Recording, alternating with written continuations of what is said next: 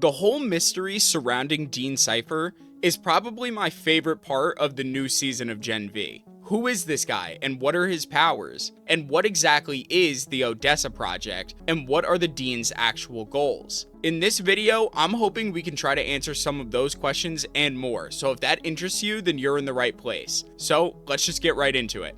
To answer all the questions surrounding this guy, I think we first have to establish what we do know, which admittedly isn't much. But we do know that obviously he's heavily connected to the Odessa project and Vought as a whole. He was made the Dean after the incident with Shetty last season, he was present at Marie's birth, and he was keeping tabs on all of them at Elmira. We also know that he puts a large emphasis on the hero rankings and wants his students to quote-unquote level up and reach their full potential as a hero, specifically Marie. But we really started to learn a lot about him and his motivations in episode 4 of this season. The biggest reveal being that despite Marie being unable to detect any compound V in his blood, he was still somehow able to take control of Jordan's body during their fight. This moment was kind of hinted at earlier in the episode during Marie's training, where he explained to Marie that all of them are just walking, talking blood bags. A living thing isn't a bag.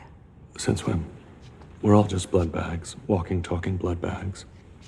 The other big reveal of episode 4 is that Dean Cipher is keeping his father in a weird, hyperbaric chamber locked away in a secret room in his house. Now, we don't know exactly what's going on with this whole situation yet, but I think I might have an idea that explains and brings everything together pretty nicely. So let's start by answering our first question. Who is Dean Cipher and what are his powers? I think that the show made it pretty clear that Dean Cipher's father, or the guy that Kate and Jordan found in the hyperbaric chamber, is the Thomas Godolkin. Now, Starlight said that Thomas Godolkin was Frederick Vaught's right-hand man. He was the founder of God U, and he also spearheaded this mysterious Odessa project. The main reason why I think it's pretty obvious the guy in the chamber was Thomas is because in the first episode, we see the lab that Thomas was working in be burnt down by an accident during the Odessa project experiments. So it seems like after the accident, he was put in this chamber and has been kept alive this whole time. Okay, so Dean Cipher is Thomas Godolkin's son, but how does that explain how he was able to control Jordan? Well, my theory is that Cipher, in fact, doesn't have powers at all and is actually a human, and it's his father, Thomas Godolkin, who's almost kind of like a Professor X kind of figure, is using telepathic powers to live out his life and continue his work through the body of his son. And I actually have a shocking amount of evidence to back up this idea. You could always peer into my noggin and find out. Though, fair warning, you might not like what happens when you do. First, let's just start with his name, Cipher. Does anyone know what that word means? Well, when we look the word cipher up and go to the second Cambridge English Dictionary definition of the word, we can see it says a cipher is a person or group of people without power, but used by others for their own purposes. Coincidence? I think not!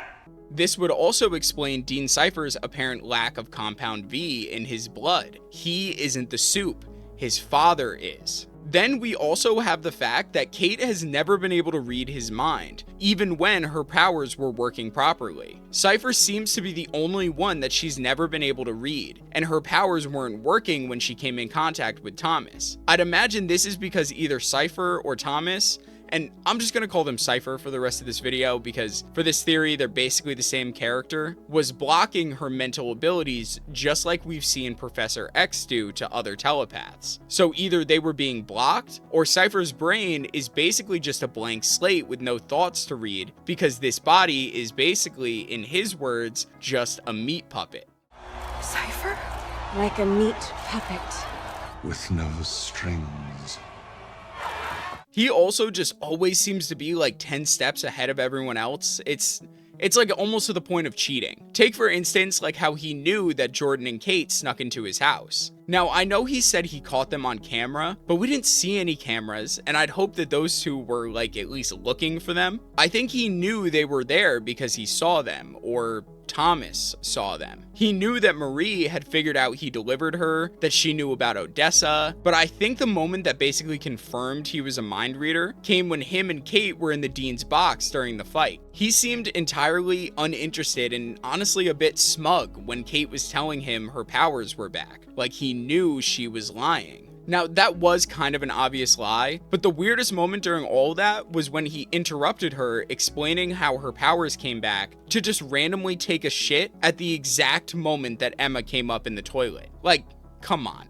What are the chances? I think he did that because he either read Kate's mind and knew the plan, or he sensed when Emma got close. Now, if I am right about all this, then the implications are pretty terrifying, honestly. He displayed that he was able to fully control Jordan while still in control of Cipher's body as well. I'd imagine you'd have to be a pretty powerful telepath to do all that while stuck in a hyperbaric chamber across campus. Also makes you think about who may have been under his control before this point too. He could be in control of anyone at any time and no one would have any idea. But actually, his powers aren't the only reason why I think Cipher is actually Thomas. It's also his motivation and goals. So this leads right into my next question.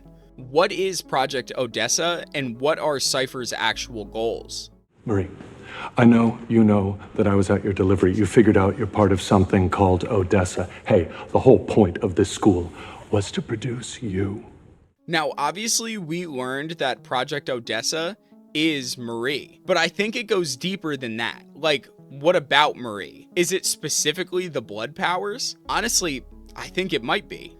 Remember that Victoria Newman had the exact same powers as Marie, and she was Vaught's CEO Stan Edgar's adopted daughter. But I mean, Marie can literally do whatever she wants. She can burst someone from the inside, she can give people heart attacks, she can control people's bodies. But I think the most interesting application is that she more than likely can manipulate the compound V in someone's blood. I mean, if she can sense it, then I'm guessing she could affect it as well. Now, the end game of this, I'm assuming, would be to remove the V from someone's blood, stripping them of their powers. Now, that seems pretty powerful to me, and something that I'm sure Vought would be interested in. So hold that thought for a second while we circle back to Cipher. In Season 1, Dean Shetty said that Thomas created the school because he wanted to figure out how soups tick. Basically, he wanted to study them and use the school as a cover and to fund the Odessa project. But Cipher also said that Thomas was devoted to developing more and more powerful soups with the ultimate goal of creating the perfect being. When Vought was first created,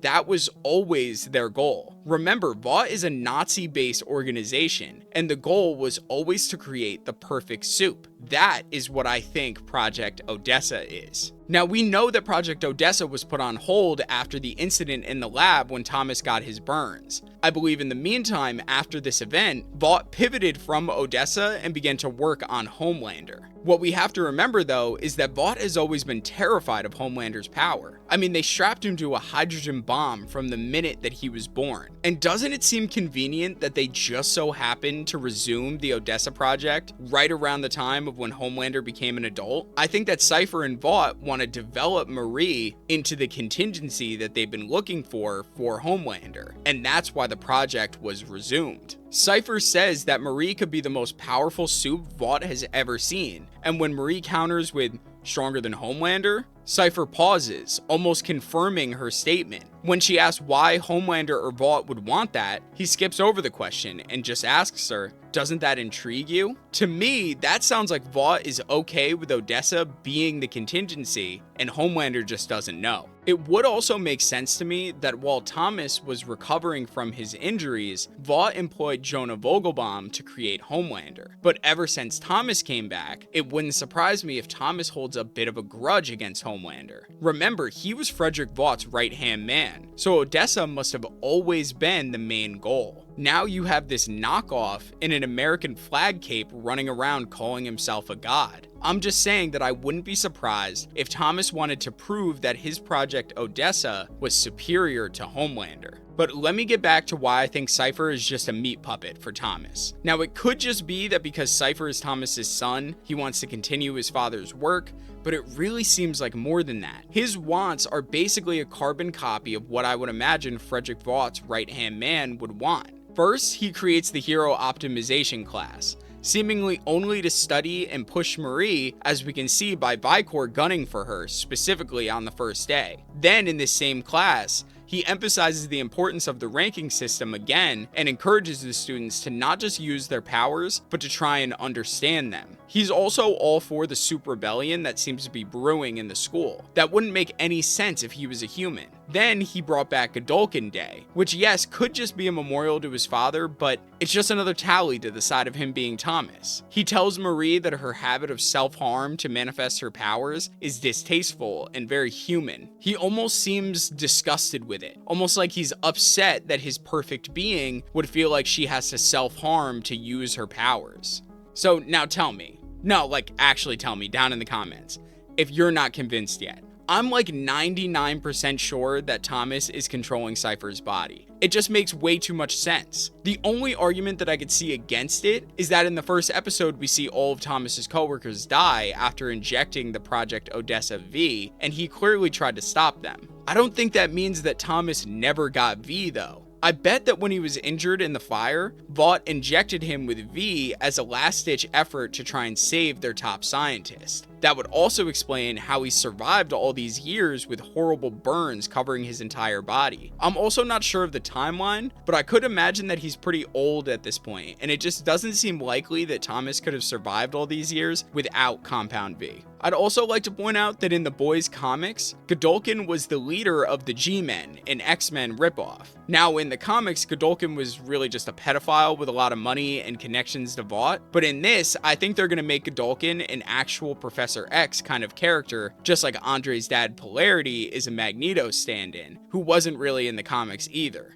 I'm gonna be honest though, if I'm right, there does seem to be a lot of mind control going on between the hypnosis date rape guy from season 1, obviously Kate, now also Cipher or Thomas, whatever. I actually thought that in season 1, Kate was supposed to be the Professor X stand-in, but now I'm realizing that she's absolutely supposed to be like Jean Grey and Thomas is Professor X. So what do you guys think? Am I crazy or am I onto something? Let me know your thoughts down in the comments. I'd also like to know what you think about season 2 so far compared to season 1 and how they'll tie everything back into the main show for the final season. And if you made it this far into the video, I just want to say thank you and to please consider subscribing and dropping a like. Alright, thank you guys again. Peace.